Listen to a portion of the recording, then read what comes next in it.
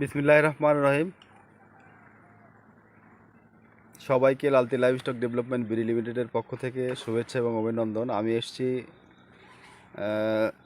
ঝিনাইদহ জেলার কালীগঞ্জ উপজেলার কোলায়। এখানে একজন খামারি প্রকাশ দা তার গাভীতে লালতি লাইভস্টকের এসএল 87.5% স্টিভ নামের একটা সিমেন্ট দেওয়া হয়েছিল। বাচ্চার বয়স 1.5 মাস।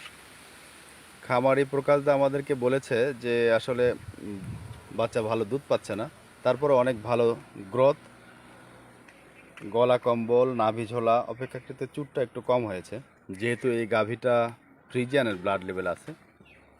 সবাইকে এই ভিডিওটা দেখার জন্য এবং শেয়ার করার জন্য অনুরোধ রেখে লাল তীরের সিমেন্ট ব্যবহার করার উদাত্ত আহ্বান জানিয়ে শেষ করছি।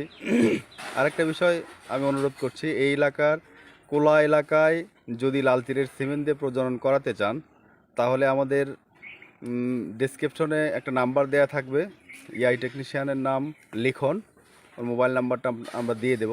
ওই মোবাইল নাম্বারে আপনারা সবাই যোগাযোগ করবেন। ধন্যবাদ সবাইকে, ধন্যবাদ লালতি লাইভস্টককে।